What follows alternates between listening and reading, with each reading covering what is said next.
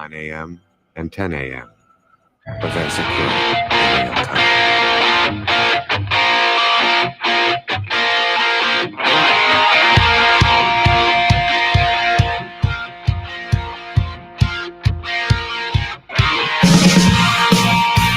Good morning, everyone. Welcome to FPC Radio Live. That's right.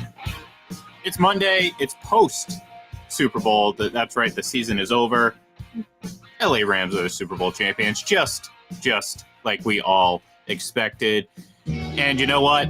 Just in the spirit of last night's great halftime show and what we used to open up yesterday's FPC NFL Sunday, I'm just going to play this in the background a little bit, John, because you know what? The halftime show might have been the best part of that game last night. And no, I'm kidding. Like there were points where it kind of felt like both teams weren't necessarily trying to win it. Certainly not on offense. But we did get a pretty exciting finish, and at the beginning of the game, certainly Matt Stafford and that Rams offense was moving the ball very well. And I'm sitting here thinking like, oh man, I know the Bengals are notorious for slow starts and starting a little shaky, but I thought it was gonna take them too long to get out of that funk, and they were gonna find themselves in too big of a hole. But you know, at halftime, I'm thinking, wow. They're down by 3, and I get the feeling that they have all the momentum. So John, what the hell happened? Well, yeah, I mean, I was feeling the same thing against 13-10 Rams at the end of the first half, and, you know, Cincinnati's getting the ball to start the second half. They have the 75-yard touchdown pass to T. Higgins on a play that should have been called for a face mask. I mean, It should have been offensive pass interference, but it wasn't called. They weren't calling penalties until the final 2 minutes of the game for some reason. At that point, they go up, and then Stafford throws an interception, not necessarily his fault. The receiver could have done a better job, but nonetheless, an interception. And at that point, I'm like, if Cincinnati can hammer this thing home, they'll be up 24-13 and in complete control of this game. And that's when Aaron Donald showed up. I mean, the final 25 minutes of the game, he was by far the best player on the field. I think he should have been the MVP of the game, not Cooper Kupp. But at that point, the Bengals had to settle for a field goal, and then things just kind of sat there for a while. Cincinnati never scored again. And my biggest complaint with the Cincinnati Bengals, and we'll get into this, I'm sure, about Joe Burrow's performance, which I thought was just flat. You know, I mean, the stats oftentimes are on the quarterback. He's got to do a better job of getting rid of the football. The play calling by Zach Taylor was atrocious in the second half. He abandoned the run game. Worked all game. I mean, Joe Mixon should have had a huge game, right? I mean, he averaged nearly 5 yards a carry. Stick with that. When they got that going, that's when their offense started to climb. And then they just went away from that. And now you're putting Burrow in harm's way. I'm like, you're up. Play like you're up. Run the football. Have that balance on offense. Do some play action. Get the ball out of Burrow's hands quickly. And they just abandoned the running game. I'm like, why are they doing this? Meanwhile, the Rams stuck with the run a little too much. I mean, they were the team behind, but I'll always favor that a little bit because I think the Rams use the run just to set up the pass because they don't have a great running game. And I think Cincinnati has a little better running game and could have really maybe taken control of that game. But Zach Taylor's play calling in the second half was atrocious. Yeah, I said this last night on our post-game recap. I was about 10 seconds away from old takes exposing myself because I had on my screen a milk carton with a picture of Aaron Donald on it. I was literally about to tweet it out, and then he sacks Joe Burrow on third down on that drive. I believe it was right after the interception that you were talking about. And I was like, that's going in the trash. And then at that point on, he was phenomenal because to that point, though, and one of the big reasons why the Bengals were winning that game was he was largely, you know, non-existent. And it's not necessarily on him. I mean, the Bengals were doing a good job of double teaming him and making sure that he didn't make an impact. But for the most part, you were like, wait a minute, where's Aaron Donald? You know, we haven't really heard his name. And that's, you know, that's kind of can be an indication sometimes like, wow, usually like he may not be getting sacks, but you're always seeing him disrupt and you just didn't see that. All of a sudden you're like, oh, where's Aaron? Then of course he showed up and there he is. Yeah. Oh yeah, there he is. Okay. There he is. Yeah. That's who I was looking for. Yep. Yeah. And who wasn't actually that big. I mean, he's obviously a huge guy, but when you compare him to like say Reggie White, who was 6'5", 305 pounds, he's just a massive guy. I mean, Donald's like barely 6'1". He's big. He's big. He's big for this era. Like, I don't have any data to support this, but my belief is that the average lineman, both offensive and defensive, is a little bit less hefty than it was maybe 25, 30 years ago when the game was a little bit different. Like things are, Yeah. you got to be quicker, not only Mhm. as a linebacker, but as an offensive lineman too. You're being asked to Yep. do a whole hell of a lot more now in a lot of these offenses. So for me, I feel like, up front, it's a little bit smaller. So relative to the times, Aaron Donald is a big guy. But yeah, to your point, I mean, you think about that, and then you're like, oh man, Reggie White was just Oh, a Reggie White to massive me is the human being. greatest defensive lineman I've ever seen, and it still remains that way. As much as I love Aaron Donald and believe he should have been the MVP of that game last night, he was spectacular. But again, I go back to Zach Taylor. You're running the football effectively, so that's going to keep the pass rush off younger brother Joe Burrow. When you abandon the run, now it's all bets are off, right? And that pass rush. Well, and that's the thing. Burrow wasn't playing well enough too to put that on him. Like Right. This wasn't just a poor play calling screwing up the rhythm. No, like you could see right from the onset that he was uncomfortable. That decision to go for it on fourth down early was. I mean, the only reason I can understand justifying it was where you are at the field, but I feel like you were just at the fringe at best of no man's land, where it's like you can't really punt, you can't really kick a field goal, you might as well go for it. There's like that sweet spot there, when you get into the opponent's territory. They were like at the 50-yard line, and I'm like, I don't understand it. And then right off as soon as the ball snapped, it looked like Samaje Perine wasn't even ready for it. The running back, he just stood there for a half second longer after the ball was snapped. Then he took off, and then he was wide open, and Joe just panicked. I mean, he was not comfortable. He didn't set his feet, and he just kind of hucked the ball. I think it was to T. Higgins, and it was in double coverage. And it's like, you sit there and you're like, okay, like, and that's the thing. At that point, you're like, disappointing, yes. More so on the play call, like why are you even calling that play to begin with in that situation? And then obviously the execution was terrible. But you're thinking, okay, we've seen this before from the Bengals. They start a little bit slow. Joe, sometimes needs to settle down. And look, I mean, he's a young kid. I mean, he's gonna have nerves. Like I get it. Like I understand. And he never settled down, and that offense just never found a rhythm.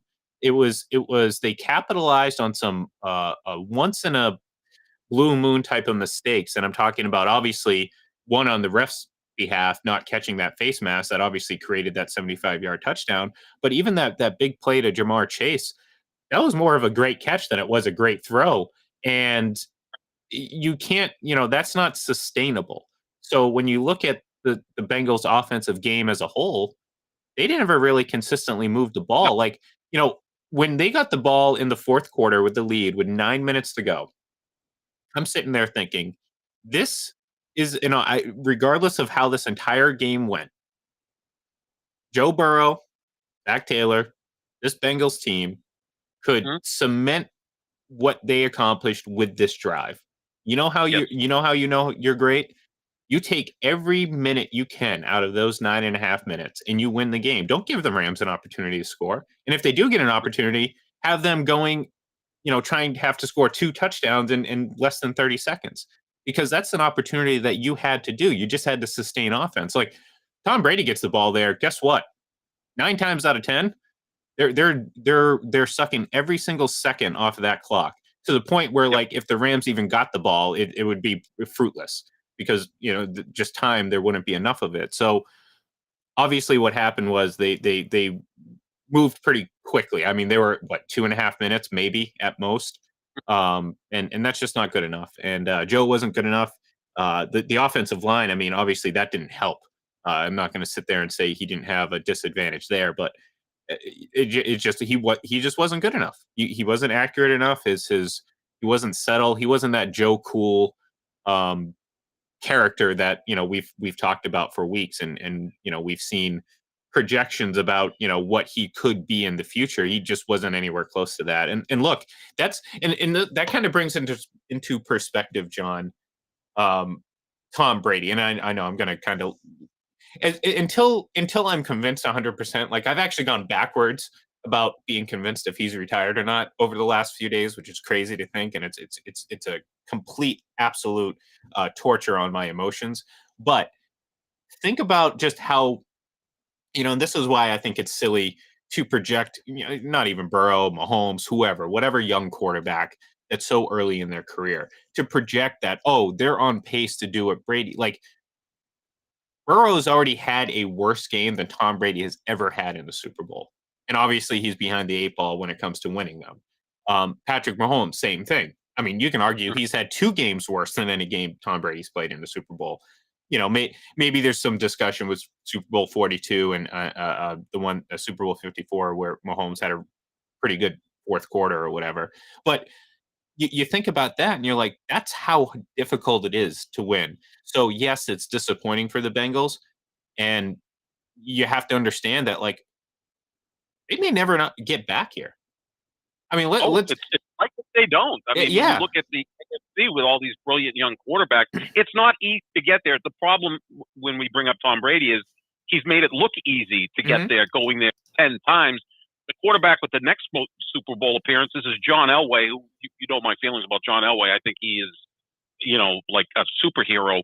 He went 5 times. So Tom Brady's double Super Bowl appearances and double Super Bowl win. I mean, like, it's almost like this. Okay, this guy doesn't really fit into the equation. It's almost like, you remember those tests you would take, like which one of these 4 doesn't belong, and it's like Tom Brady, right? Yeah. Like, and you could pick the next 3 great quarterbacks, and they just don't measure up. With 9 minutes left in that game, I felt, okay, at worst, Cincinnati, they seem to be moving the ball a little bit. You don't have to get much further than the 40-yard line. That first play to Jamar Chase picked up 20, 25 yards. And I'm thinking, wow, all right. Yeah. Thank you, Jalen Ramsey. I thought he was going to take it to the house. I mean, that was a great matchup all day between those 2 guys. But like, if you can get down to the Rams 35, that kicker's making that field goal. That kid was 14 for 14 this postseason. A couple of walk-offs, and I think if the thing went to overtime, he would have figured out a way to win the game. And that kid is awesome, Evan McPherson. I mean, it's like Justin Tucker 2.0. I mean, his kicks, Ian, they're dead center. Like, you don't even, it's like you could just walk away and make a sandwich when they're ready to kick a field goal because he's going to make it. So at that point, you get 23-16. At worst, the Rams come down, tie it up. Now you're into overtime, whatever the case may be. So that was really, really poor on the Bengals side. And again, even some of the calls, why are you going to P. Ryan over Mixon in certain situations? Yeah. Like, I just don't get Mixon. To me, was so underutilized in that game. It was criminal. And he looked good when he had the ball in his hand. Like, that last drive, they actually ran the ball a couple times, and it was like, okay, this is what you need to do. Like, and that's and again, I'm not putting the play calling obviously on Joe Burrow, but that's why when we sit there and say like, oh, quarterbacking isn't about who just throws the furthest or throws the coolest. It's about understanding game situation, understanding when and where to audible, where to call, how the pace of everything about that. The pace that's on the quarterback.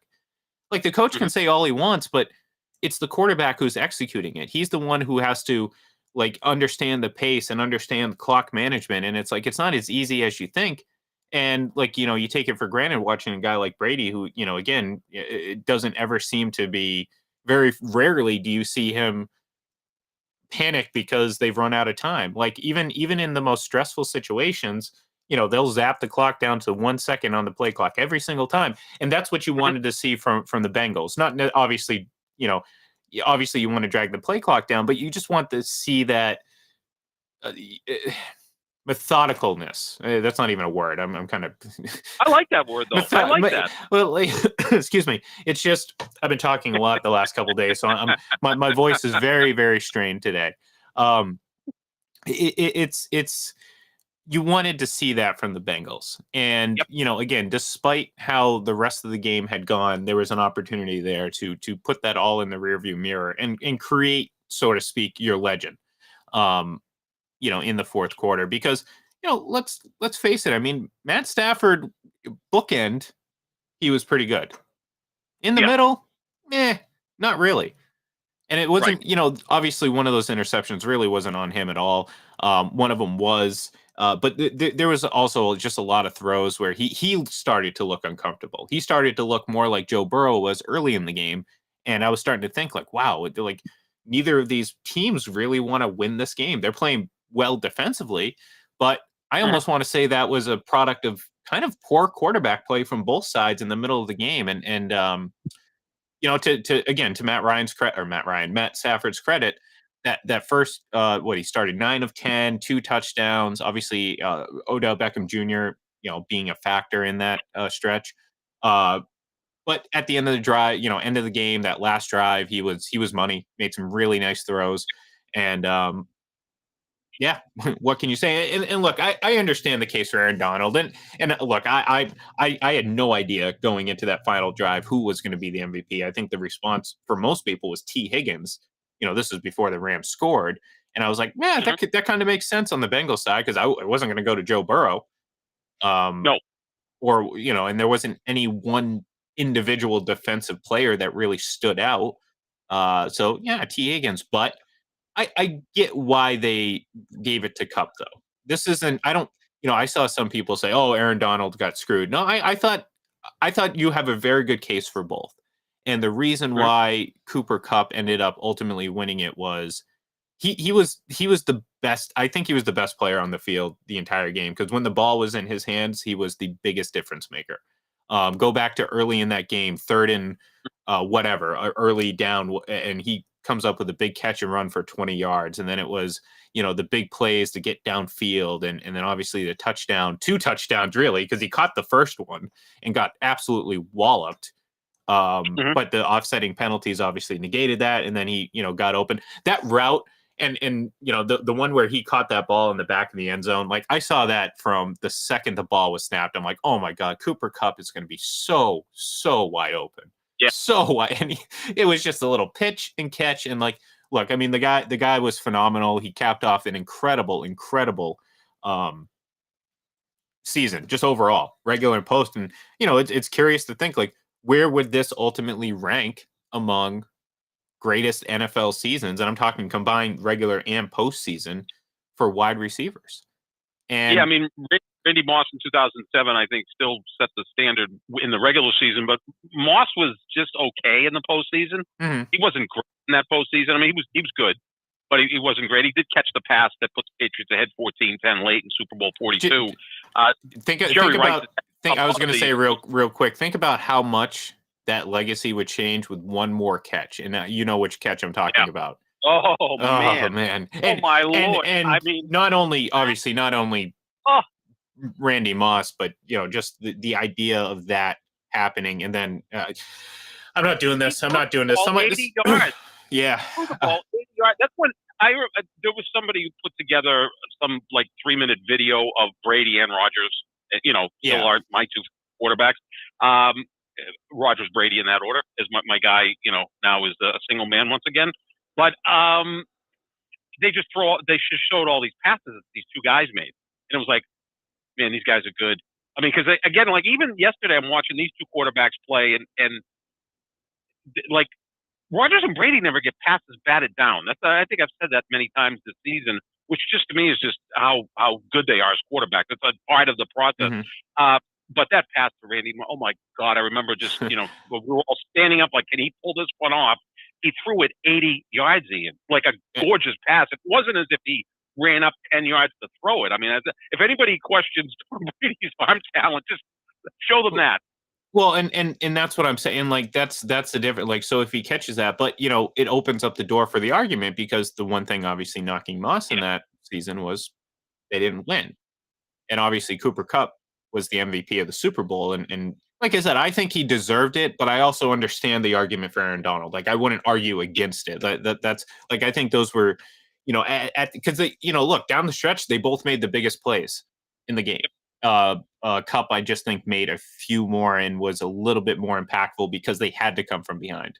They had to score in that situation with time running out. So I think that's why it ultimately went to Cooper Kupp. And hey, it is what it is. But when it comes to all-time seasons, you already mentioned it. Those are the only two that I can think of, at least in somewhat recent history. Maybe we'd have to go back to some of the, Don Hudson. Who knows, like relative to his era? Because I mean, again, when he retired, I mean, he was so far and away the leading receiver in NFL history that. We think about it now, like he's probably like 45th on the all-time receiving list now, but at the time he was, far above his peers. So, we'd probably have to go back and kind of dig a little bit deeper in that sense. But he was the Wayne Gretzky of his era. Like, you would look at all the statistics among receivers and you'd say, oh, this guy's like doubled and tripled the rest of the league. Like, he was that much better, or like Babe Ruth was when he hit 60 home runs. No team had 60 home runs. That was Don Hudson, amazingly. But I would say Rice, the 88, 89, because the Niners won the Super Bowl each of those years, and he was MVP in the Super Bowl win over the Bengals, 20-16. Coincidentally, so you would have to feel. I know this is how crazy it is. The Bengals, who people do laugh at, certainly the cheapest organization in football. Do you realize they only have like 8 full-time scouts, and like other teams generally have like 25? Like, they're just they kind of run that operation on a shoestring. For what reason, I don't know, because plenty of money comes into the NFL teams. But the Bengals have gone to 3 Super Bowls, right? And they've lost by 5, 4, and now 3. So they've lost 3 Super Bowls. They're getting closer. They're getting closer. So Super Bowl 97, they might be finally able to break through there. Joe Burrow will break through. But the thing I wanted to talk to you about Burrow real quickly was, do you think? Again, and after you lose a game, it's open for criticism. Is he a bit too cool? Like, the Brady comparison I see, but Brady's cool, but Brady's also feisty on the sideline and got that edge of, like, being a sociopath. Is Burrow a little too cool? Is he a little more like Aaron Rodgers in terms of, I'm just cooler than everybody, just whatever? He could be, and that's something that isn't necessarily apparent early on, because I think you cut them some slack. Like, obviously coming into this game, the discussion was like, Joe Burrow's climb, this, that, and the other. I know Chiefs fans are taking victory laps right now, but which is ironic in so many different ways. But we're not going to get into that. We'll stick to the topic at hand. Maybe he started to kind of believe a little bit of his own hype. That's human nature. The thing with him is he's got to figure out how to stop. He's got to figure out how to take a step back and maybe, again, this is going to be a huge thing for him. Is he going to be humbled? And I'm not saying that he was overly cocky. Like I've said before, there's a very fine line between arrogance and confidence. And generally that relies upon your success at whatever the hell you're arrogant or confident about. And that's why I call Aaron Rodgers arrogant and not confident, because, well, if Tom Brady says, "Oh, we're going to go out and win the Super Bowl," yeah, that's confident. Or no, that's kind of a bad example. But, like, if Tom Brady says that, "Oh, this player came here to win championships," well, that makes sense. Well, when Aaron Rodgers says it, you're just like, okay, that's what are you talking about? Joe Burrow's got to figure out NFC North championship, so that's something. I'll let that comment slide. I'll let that slide. I know it's still a little fresh in our memories that both these guys didn't play. But technically, I'm watching those teams yesterday, and Green Bay would have beaten either one of them. I firmly believe that. Again, they would have had to play better than they did. Yeah, well, the defense didn't have to play any better. He would have had to play better than he did against the 49ers. Yeah, and that's the thing. It's like, I'm pretty sure every team that got eliminated has said that of all the teams they could have beaten, it was both of these teams. Which, what a coincidence, it didn't happen. Yeah, exactly. It's like, then beat them, But at the end of the day, it's Joe Burrow's got to make sure, or for his sake, that he takes a step back. Maybe realizes, okay, maybe this, like, cool, Joe Cool, type of attitude. Maybe I have to scale it back a little bit and just focus on football. Just everything about football. And I'm not saying he's distracted or anything like that. I think he's actually very, I think he's a good kid, and I think he can handle this. Yeah. But this is certainly a disappointment based on his expectations that he's given himself. This isn't outrageous expectations for him. He has, warranted these expectations. He just fell flat. And, like I said earlier, it speaks volumes as to how hard it is to win in this league. And also just, sometimes you got to learn, and sometimes you got to learn hard. And, if he does that, maybe he's better for it. But I do worry about the Bengals as a franchise because, to your point, they've been historically stingy. And the success isn't there. Not every team's going to go from, the Patriots went to 2 Super Bowls in their franchise and they won one finally and then went to 9 more or 8 more. No, I mean, that's not going to happen. No, That's not the norm. The Bengals likely aren't going to do that. But, with a refocus, maybe they can get back in the next year or two and finally get over that hump. You know what I was thinking of, Ian, when it was about 9 minutes left and the Bengals had the ball, and I'm like, okay, let's put together a winning drive here and cement this. I'm like, how cheap are the rings going to be that Mike Brown buys for his players? They're going to be like the ring pops, simplest, cheapest. Yeah, exactly. No, I was going to say no. They go to what's that company that does the high school rings that everyone gets? Right, yeah.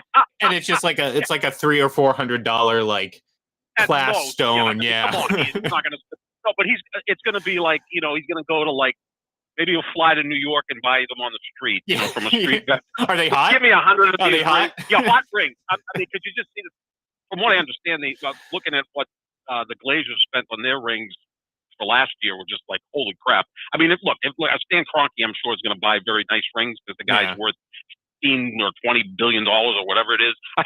That's the first thing I think of. Okay, these rings are going to be. He's not even going to buy them a ring. He's going to buy them a bracelet, just a little bracelet to hand the guy, or a watch, a nice watch, or a pen and pencil thing.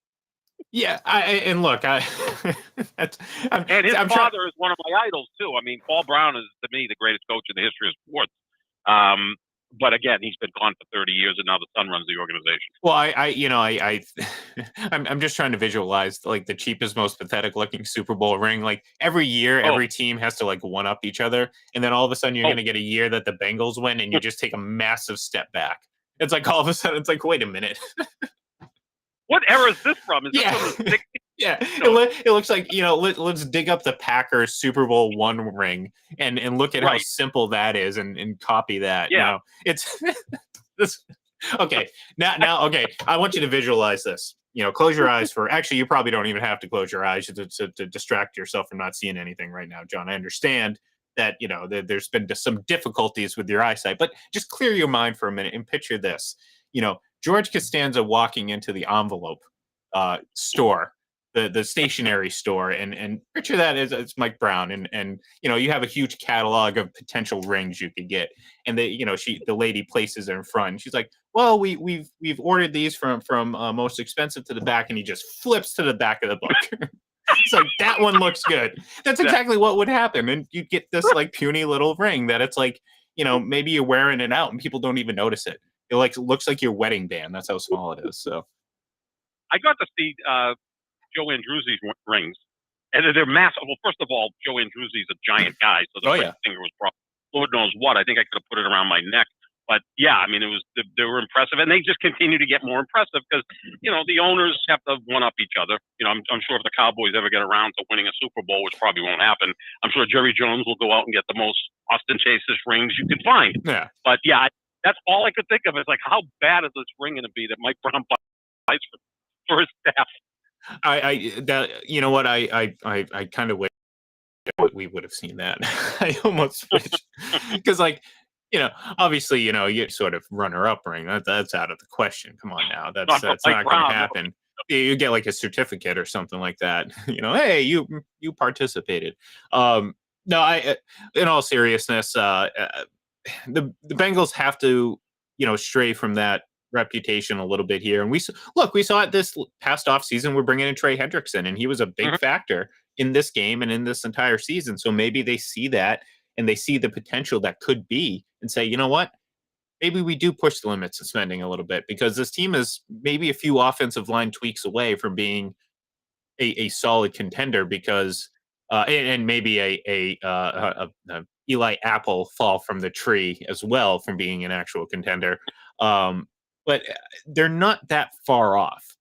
So, like, as much as maybe they overachieved this year, I don't think this was a fluke run if they do the right things moving forward. Because again, I think despite his struggles, I think you have a really good quarterback, you have a really good running back, you have a really good wide receiver, a couple of really good wide receivers, and a pretty good tight end. So you have a really good foundation of players, especially on offense, that you can compete with just about anyone. You just got to figure out who you are as an offense, because I was watching that game and I was like, the Bengals have no idea who they are.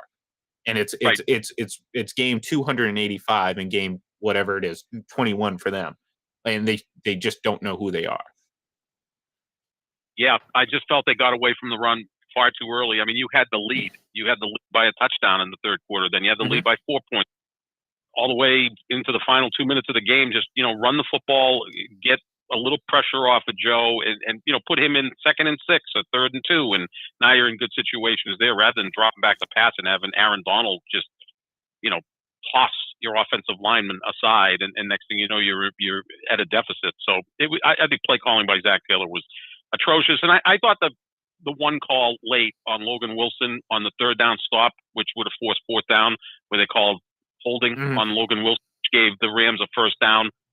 I thought that was kind of a close call. They hadn't been calling it all game, and then all of a sudden, that situation, the officials decided, well, we're going to get involved in this. And I'm like, great. 58 minutes, pretty good officiating. Yeah. No, that was certainly disappointing. And look, I mean that for those, again, for the Bengals fans that are complaining about that, it's tough to do that again when you look back and realize that the refs missed a very obviously blatant call that led to a touchdown that would have been called against the Bengals. So does it even out? Yeah, I guess. I just hope that it wasn't. I hope that call wasn't made with the idea of trying to even it out. You know what I mean? Like, I don't think penalties or whatever should be connected to one another. If a bad call happens, it happens. You just accept it. Don't sit there and try to make up calls. Don't try to look for something to kind of even the playing field a little bit. That's part of the game. It's part of the human element of it. You just have to accept it. So I'm not saying that that's what the refs did, but I hope that's not the case, because I agree with you. I felt that was a little like it. Look, it wasn't the worst call in the world, but based on how that game was being played and officiated, and this is how I think games should be for the most part. This isn't just game by game. How does it feel? Do I like it? Do I not? No, I think most games should be officiated like this one was for the most part, and that didn't really fall in line with how it was. So yeah, it's disappointing, and obviously the timing and the moment was certainly made it more impactful too. But at the end of the day, the Bengals just got to make a play. They got to make a stop. They had opportunities and they didn't do it. So nope. 4th and 1 from their own 31. Yep. They hand the ball to Cooper Kupp, who picks up 7. If you make a stop there, game's over because now you're going in for another field goal at least. Because again, McPherson's in field goal range from anywhere. But it's just a weird game too. You're right. Sometimes these Super Bowls they just almost feel like everyone's so tight, right? That they don't really go to play. And again, it's different than any other game. I mean, first of all, halftime's a half hour, which is not the case anytime else. The build up to it is ridiculous. To the point when you finally kick the ball off, you're like, oh, there's a football game to play. We forgot about that. Yeah, and look, I mean, Sean McVay had his moments where I'm sitting here thinking, like, dude, you're overthinking again. Like, why are you calling these plays? Why are you doing this? What?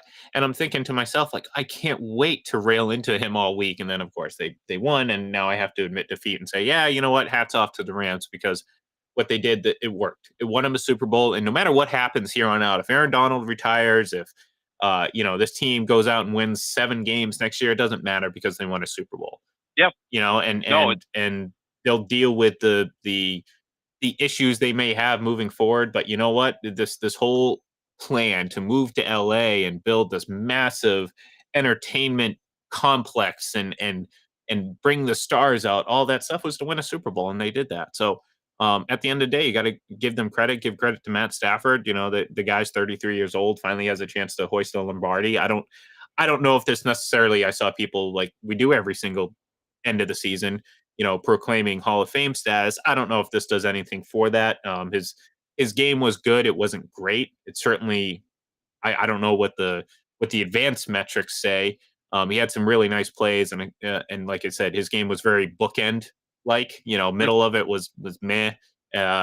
Beginning and end was pretty good, and we'll see. We'll see what happens. What he does the rest of his career, he can certainly add to that legacy. But at the end of the day, the Bengals had opportunities. They're going to relish that. They're going to think back and be like, oh man, we could have done this. We could have done that. The best thing you can hope for is that they learn from it, Joe Burrow, again, maybe he gets humbled a little bit and grows.